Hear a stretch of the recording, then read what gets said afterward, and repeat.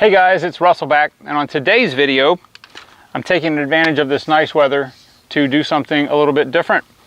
I'm going to show you guys how to recondition or polish the headlights on your vehicle. Most vehicles today have the plastic headlamps. They have usually a halogen or some other type of incandescent bulb behind there, and over time what happens is the UV rays from the sun and some from the ozone in the air will cause this to oxidize and yellow like this, and it actually makes it to where you can run around with your bright lights on and people won't flash you because it's so dim. So what I'm going to do is I'm going to show you today how we do that. I've already masked this off. I just used some 3M painter's tape. We're going to, in addition to this, I'm going to be pulling out the big boy here, and we're going to be doing a tool review, sort of. This is the DeWalt rotary buffer. It's the DWP 849. This is the big boy. This is the one that you would use if you wet sanded a car, if you had super heavy cutting that you needed to do. This is also a wool pad, and I've got the 3M Velcro backing pad that attaches the wool bonnet to the DeWalt. Now what I'm going to be using as a compound, if you've probably searched on the internet, you've seen that there are compounds you can buy. This right here is the best I've ever used. It's Mother's Mag and Aluminum Polish. Yes, Mag and Aluminum Polish. It's basically a light abrasive, and that's what's we're going to use to restore this. I don't really know how much these are to replace. They're probably upwards of over $100 each, and if you can spend a few dollars and invest a little bit of your time, you can get these back to where at least they'll be at least 50% better than they are now. One thing I do need to caution you is just be careful. A rotary buffer in the hands of an inexperienced person can cause major damage. Not so much this, but you really need to be careful to mask around areas you don't want to hit, because this will burn through paint very quickly.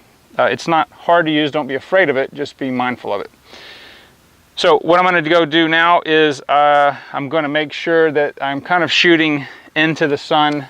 That's the really only angle I have right now, and I want to make sure that the shot is clear, but I'm going to show you how we're going to apply the mothers to the light and how we're going to buff it out, and hopefully you'll enjoy the result. All right, so I'm going to go ahead and put one of my nitrile gloves on. This is how I apply the mothers. I just do it with my fingers. Just get a light coating on there. Now on this buffer, it has speed settings right here, all the way from 600 to, I believe it's 3,500. So we're going to start on about 600. This is way big for this, so I'm going to be very careful. But this is I don't remember, I think this is like an 8-inch pad. But anyway, so here we go.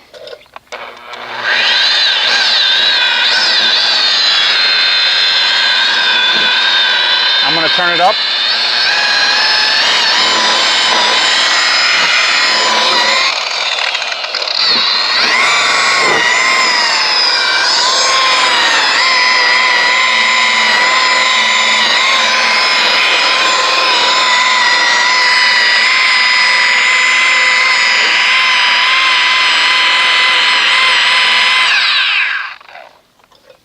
I don't know if you can see, but it already removed a good bit of the oxidation.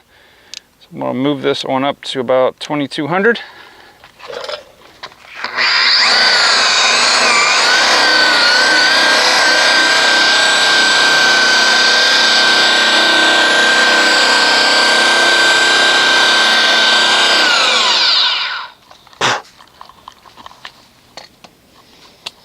Let me go get a microfiber and I'll wipe this off and we'll see what it looks like.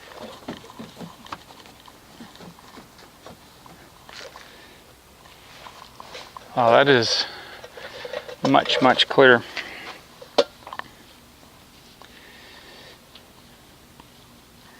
I'm going to put just a little more on there.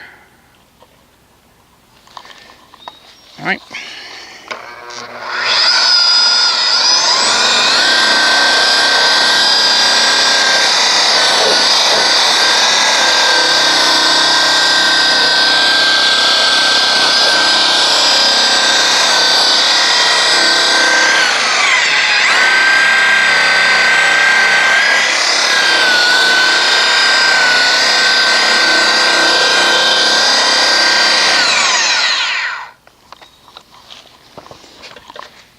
Now the reason that I'm using the edge of this is because, well, the headlight's so small compared to the pad, but so I'm going to probably say that's 75 or 80% as good.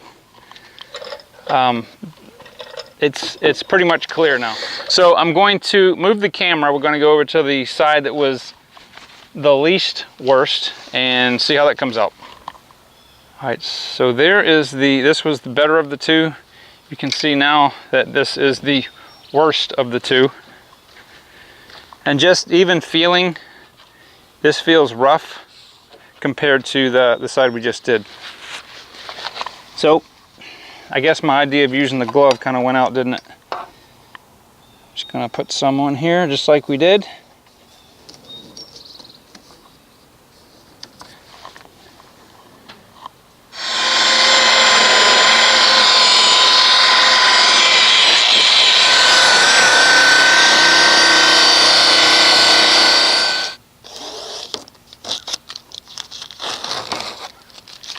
Okay, so the way that you protect this to keep it from yellowing anymore is we're going to put some Adams liquid paint sealant on here, and we'll do that next. Now, if you don't put a good sealant on here, it's going to end up yellowing again over probably a couple months' time. I'm going to do the other side. All right, so I've gone ahead and wiped the Adams liquid paint sealant off, and wow, what a difference.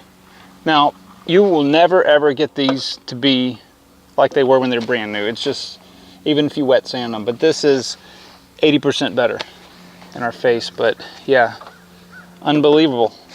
I will be doing a full review when we do a paint restoration on the Mercedes. That's basically why I got it to do. So I hope this video was helpful. If it was, leave me a comment. If you haven't subscribed, please do so. And I will see you guys on the next video.